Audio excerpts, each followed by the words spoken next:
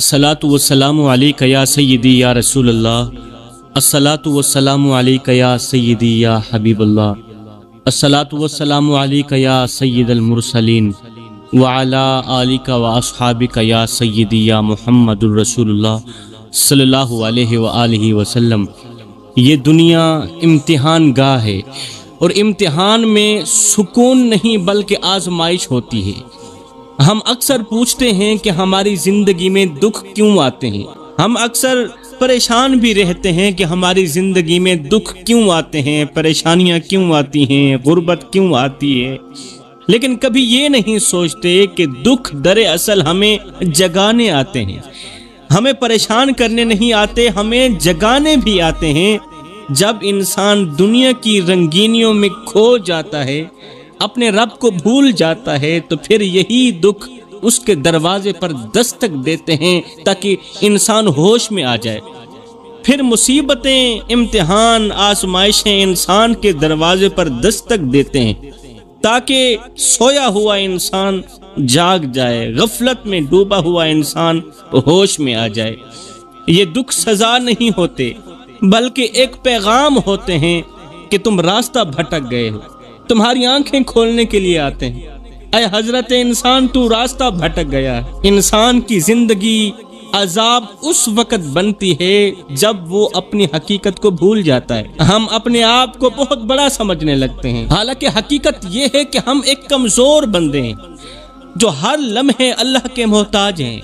ہر چھوٹے سے لے کر بڑا انسان، فقیر سے بادشاہ، بادشاہ سے بھکاری تک، ہر ایک انسان بڑا ہو، چھوٹا ہو، طاقتور ہو، کمزور ہو، ہر بندہ ہر لمحے اللہ کا محتاج رہتا ہے۔ جب انسان تکبر میں آ جاتا ہے تو اللہ اس کے غرور کو توڑنے کے لیے اس کے دروازے پر آزمائش بھیجتا ہے۔ جب انسان میں کرنے لگتا ہے نا کہ میں یہ کر دوں گا، میں وہ کر دوں گا، جب انسان تکبر میں آ جاتا ہے، جب انسان خود کو دوسروں سے افضل سمجھنے لگتا ہے، جب انسان دوسروں کو خود سے کم تر سمجھنے لگتا ہے، تو پھر اللہ تعالیٰ اس انسان کی اس میں کو توڑنے کے لیے، اس کے غرور کو توڑنے کے لیے اس کے دروازے پر آزمائش بھیجتا ہے۔ یہی وجہ ہے کہ بعض اوقات سب کچھ ہوتے ہوئے بھی دل بے چین رہتا ہے۔ میرے محترم بھائیو، گناہ بھی انسان کی زندگی میں دکھوں کا ایک بہت بڑا سبب ہوتے ہیں۔ جب بندہ مسلسل اللہ کی نافرمانی کرتا ہے، حلال اور حرام کی پرواہ نہیں کرتا، لوگوں کے حقوق کو مارتا ہے، تو پھر اس کے دل سے سکون اللہ تعالیٰ چھین لیتا ہے، اس کے دل سے سکون چھین لیا جاتا ہے۔ باہر سے وہ ہنستا ہوا نظر آتا ہے، لیکن اندر سے وہ مکمل طور پر ٹوٹ چکا ہوتا ہے، کیونکہ گناہ دل پر بوجھ بن جاتے ہیں، اور یہی بوجھ زندگی کو عذاب بنا دیتا ہے۔ میرے کریم نبی فرماتے ہیں، جب انسان پہلی مرتبہ گناہ کرتا ہے تو اس کے دل پر ایک چھوٹا سا سیاہ نقطہ لگ جاتا ہے، کالے رنگ کا دھبا لگ جاتا ہے، اور انسان کا ضمیر انسان کو ملامت کرتا ہے۔ گناہ کرتے ہوئے، رشوت لیتے وقت، گناہ کرتے وقت، سود کا پیسہ لیتے اور دیتے وقت، کسی کا حق مارتے وقت، ایک تو انسان کے دل پر ایک کالا دھبا لگ جاتا ہے، سیاہ دھبا لگ جاتا ہے۔ دوسرا، انسان کا جو ضمیر ہوتا ہے، انسان کے اندر کا جو مفتی ہوتا ہے، وہ انسان کو ملامت کرتا ہے کہ تو غلط کر رہا ہے۔ جب انسان دوسری مرتبہ یہ گناہ کرتا ہے تو پھر انسان کا ضمیر اسے ملامت کرنا ہلکا کر دیتا ہے، مگر وہ جو سیاہ نقطہ تھا وہ تھوڑا بڑا ہو جاتا ہے۔ جب انسان چوتھی مرتبہ گناہ کرتا ہے تو پھر انسان کا دل مکمل طور پر اس وقت سیاہ ہو جاتا ہے۔ پھر نہ تو کوئی ملامت کرتا ہے، نہ تو اس کا ضمیر اسے جھنجھوڑ کر کچھ کہتا ہے، کیونکہ اب کی بار تو ضمیر بھی سو چکا ہوتا ہے۔ گناہ دل پر بوجھ بن جاتے ہیں، اور یہی بوجھ زندگی کو عذاب بنا دیتا ہے۔ زندگی میں دکھ اس لیے بھی آتے ہیں کہ اللہ اپنے بندے کو بلند کرنا چاہتا ہے، اللہ اپنے بندے کو مقام دینا چاہتا ہے۔ بعض آزمائشیں سزا نہیں بلکہ ترقی کا ذریعہ بھی ہوتی ہیں، ترقی کا دروازہ بھی ہوتی ہیں۔ جیسے سونا آگ میں جل کر خالص بنتا ہے، ویسے ہی انسان بھی آزمائشوں سے گزر کر مضبوط بنتا ہے، طاقتور بنتا ہے، آزمائشوں سے گزر کر، برے وقت سے گزر کر اچھے وقت کی طرف بڑھتا ہے۔ کبھی کبھی انسان خود اپنی زندگی کو عذاب بنا لیتا ہے اپنے ہاتھوں سے۔ انسان کبھی کبھی خود اپنے ہاتھوں سے بھی اپنی زندگی کو عذاب بنا لیتا ہے۔ وہ ماضی کی غلطیوں کو بار بار یاد کرتا رہتا ہے، اپنے آپ کو معاف نہیں کرتا۔ ماضی کی غلطیوں کو بار بار یاد کرنا یہ اس کی زندگی کو عذاب بنا لیتا ہے۔ اپنے آپ کو معاف نہیں کرتا اور مستقبل کے خوف میں جیتا ہے یہ شخص۔ نہ وہ ماضی چھوڑتا ہے، نہ حال کو سنبھالتا ہے اور نہ ہی حالات کو سنبھالتا ہے۔ یہی وجہ ہے کہ اس کی زندگی بے سکونی کا شکار ہو جاتی ہے۔ حالانکہ سکون اس وقت آتا ہے جب انسان اللہ پر مکمل طور پر بھروسہ کر کے آگے قدم اٹھاتا ہے، آگے بڑھتا ہے۔ انسان کی زندگی میں دکھ، پریشانیاں، مصیبتیں اور غربت اس وقت بھی آتی ہیں جب وہ رزق کو صرف اپنی محنت کا نتیجہ سمجھنے لگتا ہے۔ وہ اپنا کمال سمجھتا ہے، کہتا ہے بس میں نے محنت کی تھی، اللہ نے مجھے دے دیا، محنت نہ کرتا تو اللہ نہ دیتا۔ وہ اس دولت کو، اس رزق کو، اس اللہ کے کرم کو، اللہ کی مہربانیوں کو صرف اپنی محنت کا نتیجہ سمجھنے لگتا ہے اور رب کی تقسیم کو انسان بھول جاتا ہے۔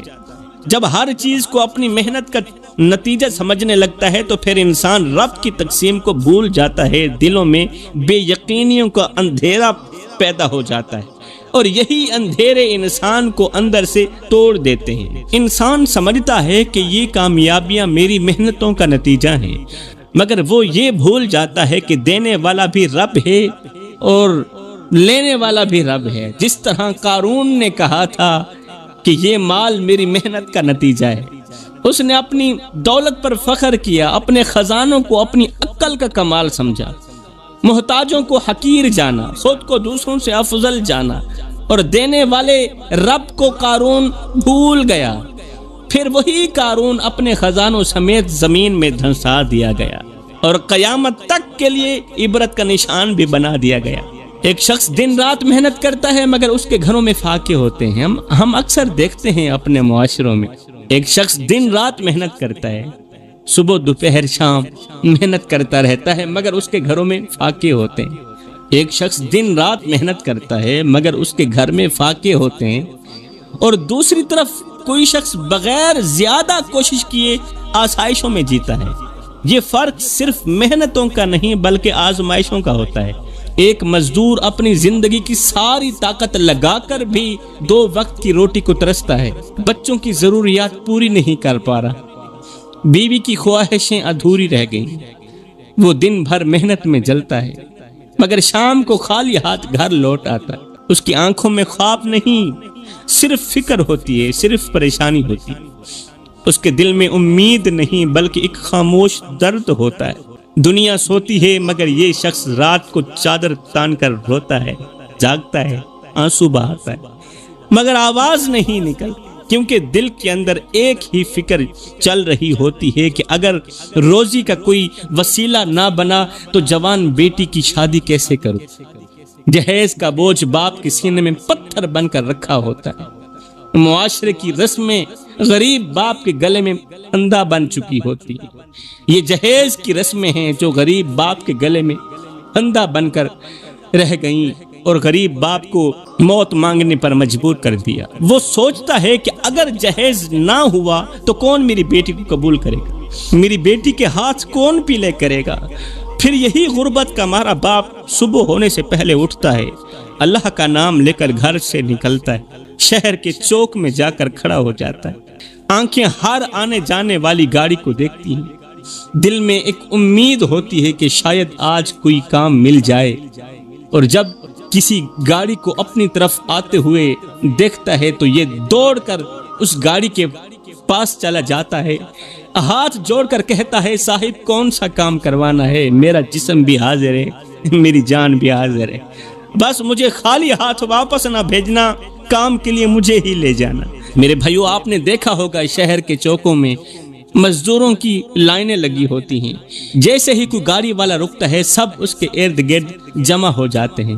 کوئی کہتا ہے میں کام کروں گا، کوئی کہتا ہے مجھے لے جاؤ، کوئی کہتا ہے میں تو دوپہر کا کھانا بھی نہیں کھاتا صاحب، مجھے بھوک بھی نہیں لگتی، میں دوپہر کا کھانا بھی نہیں کھاتا، بس میں پورا دن کام پر ہی توجہ دیتا ہوں۔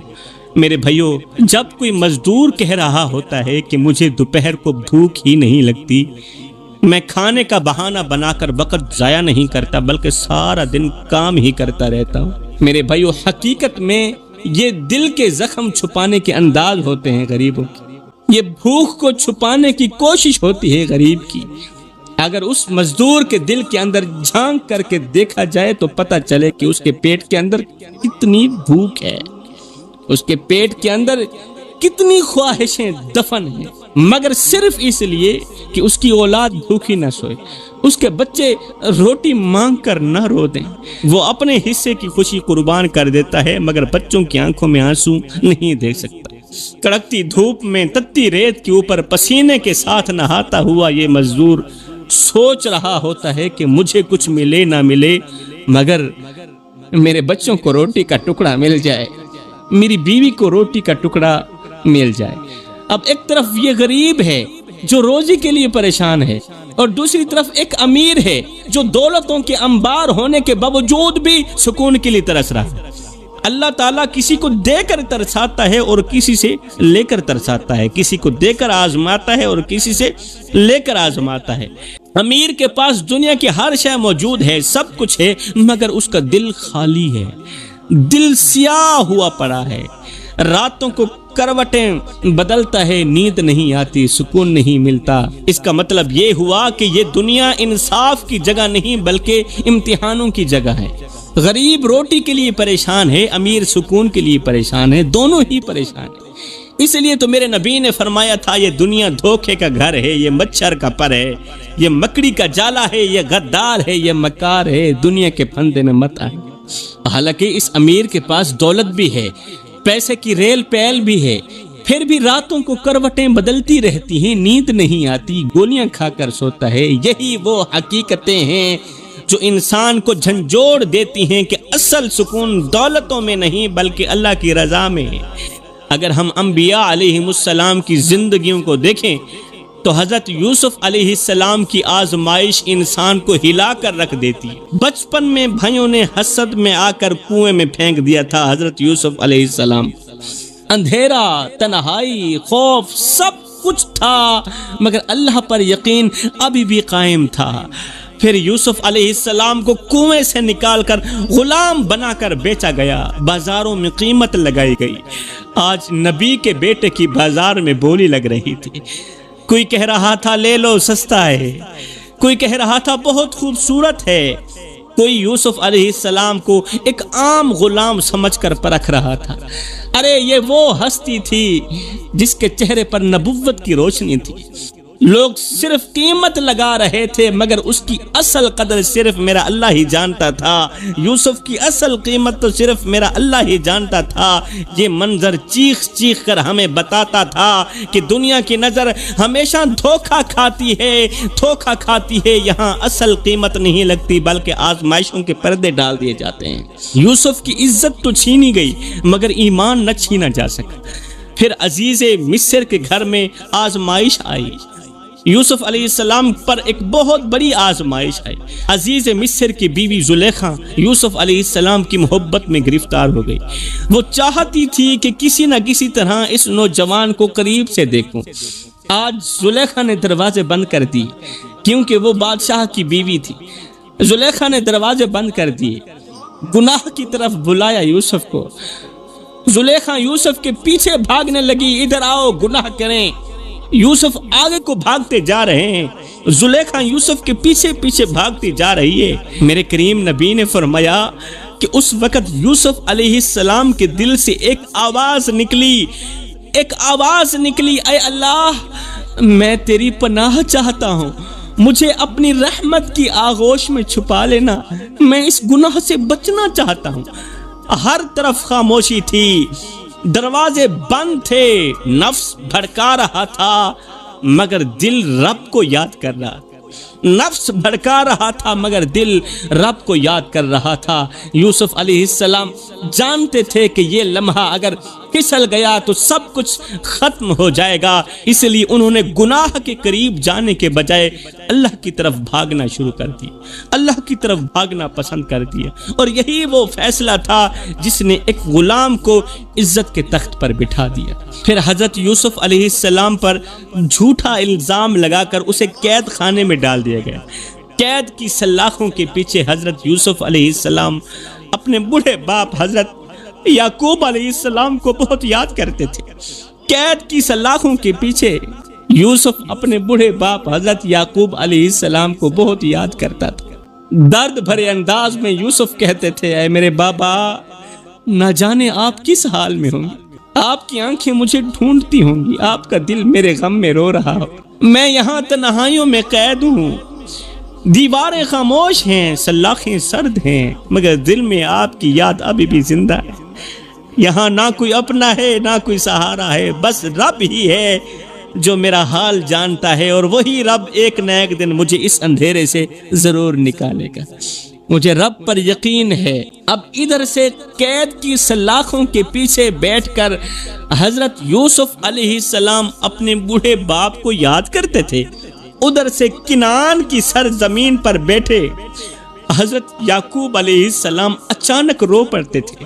عین اسی لمحے روتے جب ادھر سے بیٹا یاد کرتا، بیٹا باپ کو یاد کرتا، اور ادھر سے باپ بیٹے کو یاد کرتا۔ آپ اچانک رو پڑتے اور کہتے، آج مجھے کیوں لگ رہا ہے کہ میرا بیٹا یوسف مجھے یاد کر رہا ہے، آج مجھے کیوں لگ رہا ہے میرا بیٹا یوسف مجھے یاد کر رہا ہے۔ یہ ہوتی ہے باپ کی محبت، یہ ہوتا ہے دلوں کا وہ رشتہ جسے فاصلے بھی نہیں توڑ سکتے۔ ایک طرف بیٹا قید کی تنہائیوں میں تڑپ رہا ہے، اور دوسری طرف باپ دور بیٹھ کر اس کے درد کو محسوس کر رہا ہے۔ آنکھوں سے آنسو بہ رہے ہیں، دل بے چین ہے، مگر امید ابھی بھی زندہ ہے کہ ایک دن میرا یوسف مجھے ضرور ملے۔ یہ تھا اللہ پر یقین۔ سالوں کی سختیاں، بے بسی، نہ کوئی سہارا، نہ کوئی اپنا، نہ کوئی پرایا، مگر یوسف علیہ السلام کی زبان پر شکوہ نہ آیا۔ پھر جب اللہ کا خاص کرم ہوا تو وہی قید خانہ یوسف علیہ السلام کی عزت کا راستہ بنا، اور وہی غلام ایک دن مصر کے خزانوں کا مالک بنا دیا گیا، مصر کے تخت کا بادشاہ بنا دیا گیا۔ ایک طرف آج کا انسان ہے جو معمولی مشکل پر ٹوٹ جاتا ہے، رونے لگتا ہے، اور دوسری طرف وہ نبی ہے جو آزمائشوں کے پہاڑ تلے بھی صبر کے ساتھ کھڑا رہتا ہے۔ یہاں پر شکوہ کرنے والے بھائیوں کے لیے ایک بہترین سا سبق ہے کہ دکھ اور پریشانیاں اس لیے نہیں آتی کہ انسان کو ختم ہی کر دیں، بلکہ اس لیے آتی ہیں کہ اسے اپنے رب کی طرف جھکا دیں۔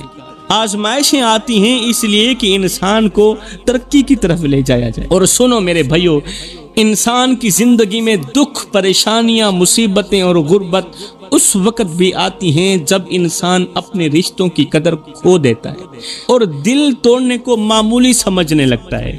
انسان سمجھتا ہے کہ لفظوں کی چوٹ کچھ نہیں ہوتی، مگر یہی جملے، یہی رویے، یہی لفظوں کی سختیاں دلوں کو زخمی کر دیتی۔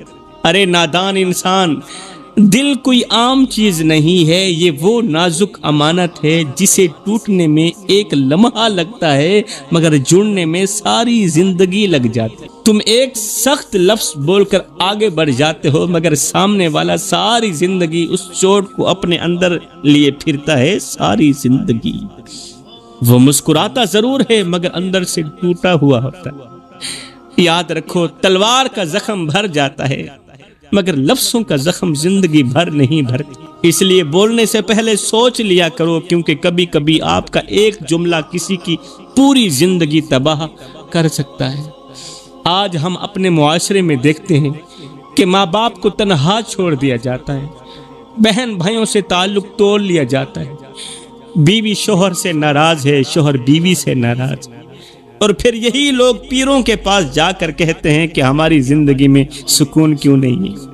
ایک طرف وہ بیٹا ہے جو ماں کی آنکھوں میں آنسو دے کر باہر ہنستا پھرتا ہے، اور دوسری طرف وہی بیٹا راتوں کی تنہائیوں میں اٹھ اٹھ کر روتا ہے، بے چین ہے، دل بے قرار ہے، دل بے اطمینانی کا سبب بنا ہوا ہے، پوری رات نیند نہیں آتی، کروٹیں بدلتی رہتی ہیں، دل گھبراتا ہے، سکون کہیں کھو گیا ہے، مگر پھر بھی اسے عقل نہیں آتی کہ تیرا باپ تیری وجہ سے رو رہا ہے، ابھی بھی تو پیروں کے پاس جاتا ہے، زندگی میں سکون نہیں ہے۔ گھر میں جو بہت بڑا مرشد بیٹھا ہوا ہے جس کا نام باپ ہے، جو بہت بڑا مرشد بیٹھا ہے جس کا نام ہے ماں، ان کے پاس جانا، ان سے معافی مانگنا، ان کا دل مت توڑ،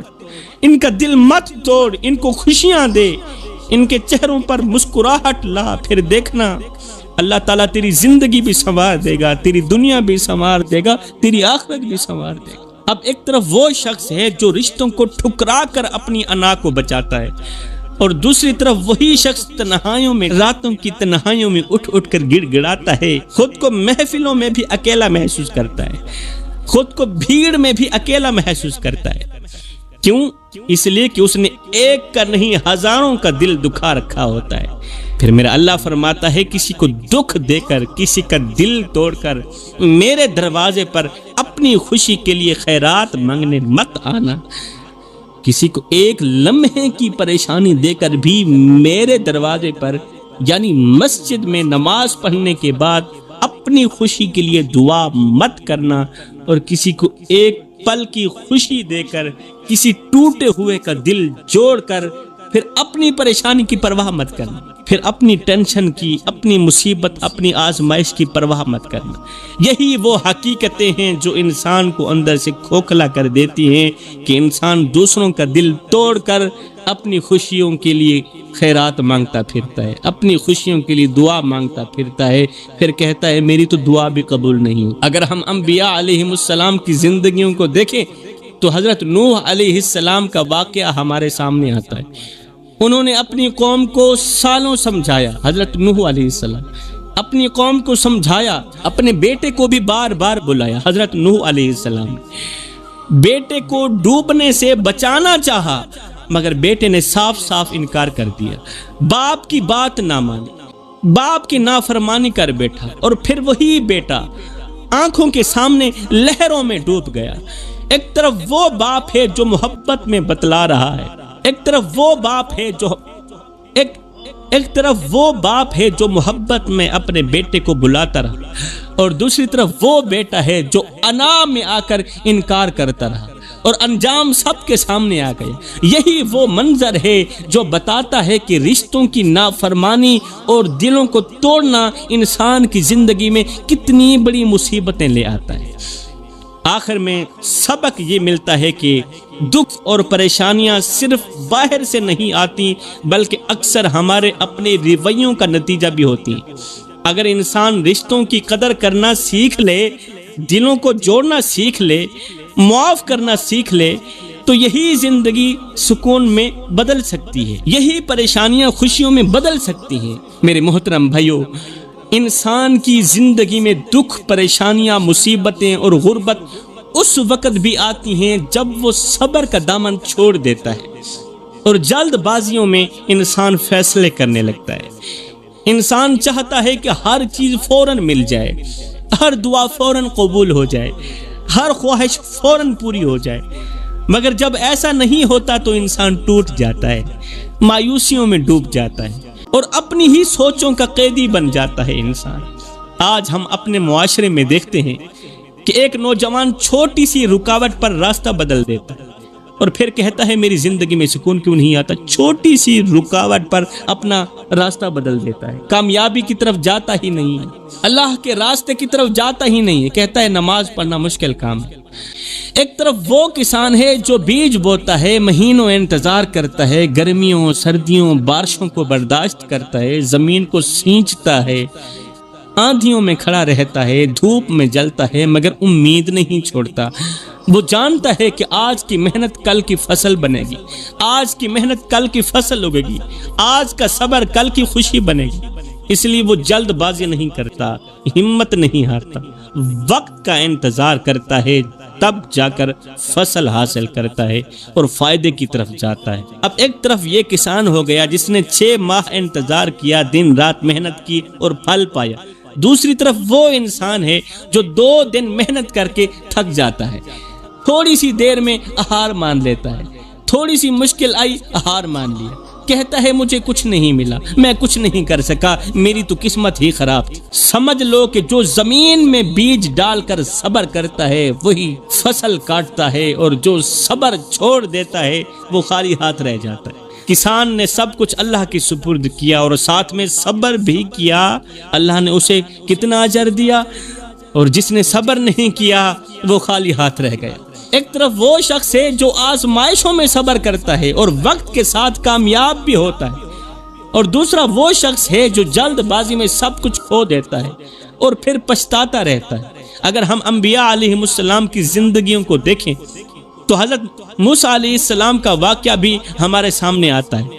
میرے کریم نبی فرماتے ہیں کہ جب حضرت موسیٰ علیہ السلام اپنی قوم کو لے کر نکلے تھے، آگے سمندر تھا، پیچھے فرعون کا لشکر تھا، ہر طرف خطرہ ہی خطرہ تھا، راستے بند تھے، آنکھوں میں خوف تھا، دلوں میں گھبراہٹ تھی۔ قوم کہنے لگی اب ہم پکڑے جائیں گے، اب ہم نہیں بچیں گے، اب بچنے کا کوئی راستہ نہیں رہا۔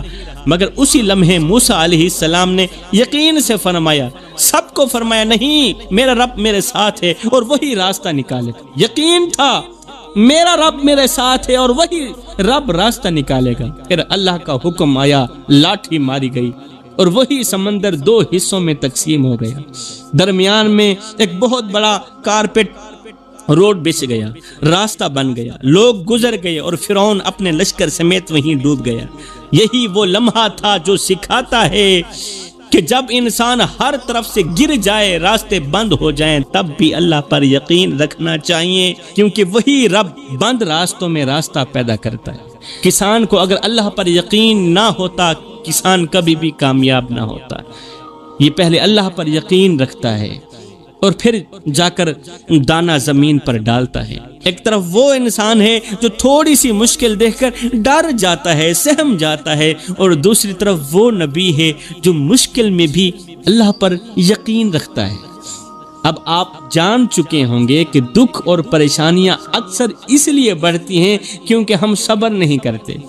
اگر انسان صبر کو اپنا لے، جلد بازی چھوڑ دے اور اللہ پر یقین رکھے تو یہی مشکلات آسانیوں میں بدل جاتی ہیں، ورنہ یہی جلد بازی انسان کی زندگی کو عذاب بنا دیتی۔ تو انسان کی زندگی میں دکھ، پریشانیاں اور مصیبتیں اس وقت بھی آتی ہیں جب اس کے اپنے گھر میں ہر وقت اس کی بیوی روتی رہتی ہے۔ جس گھر میں بیوی روتی ہو اس گھر میں رحمت کے فرشتے نہیں آتے میرے بھائیوں۔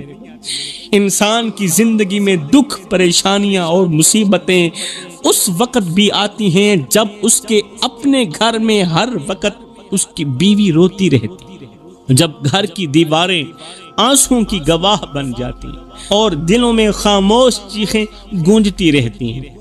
انسان سمجھتا ہے کہ یہ تو معمولی بات ہے، 2 لفظ سخت بول دیے تو کیا ہو گیا، تھوڑا سا غصہ کر لیا تو کیا ہو گیا، مگر وہ یہ نہیں جانتا کہ یہی رویے ایک گھر کا سکون چھین لیتے ہیں۔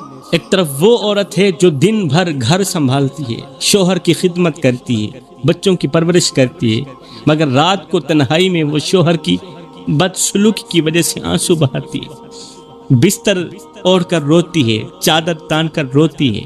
ایسے لوگوں کے بارے میں حضرت سیدنا علی المرتضیٰ شیر خدا کرم اللہ وجہ الکریم نے فرمایا کہ جس گھر میں بیوی روتی ہو اس گھر میں رہنے والے بچوں کا مستقبل ان کا باپ اپنے ہاتھوں سے تباہ کر دیتا ہے۔ باپ کے ہاتھوں سے بچوں کا مستقبل تباہ ہو گیا، ایک بیوی کے رونے کی وجہ سے، بیوی کے ساتھ کی گئی بدسلوکی کی وجہ سے۔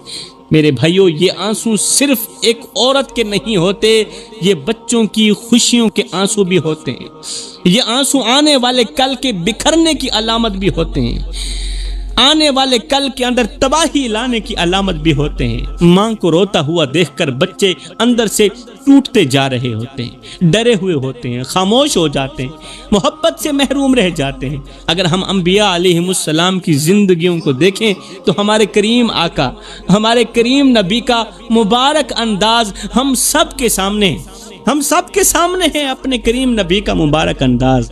آپ نے کبھی اپنی ازدواج کے ساتھ سختی نہیں کی، گھر کے کاموں میں ہاتھ بٹاتے تھے، دلوں کو جوڑتے تھے، کسی کو تکلیف دینا تو دور کی بات ایسا سوچا بھی نہیں تھا۔ قسم ہے اللہ پاک کی، وہی وہ کردار تھا جس نے آج میرے اور آپ کے گھروں کو جنت کا ٹکڑا بنا رکھا ہے، اور یہی وہ سبق ہے جو آج ہر شوہر کو سیکھنا چاہیے کہ ہر گھر محبت سے بنتے ہیں، سختیوں سے تو گھر بکھر جاتے ہیں، گھر محبت سے بنتے ہیں، تلخ لہجوں سے گھر بکھر جاتے ہیں، ٹوٹ جاتے ہیں۔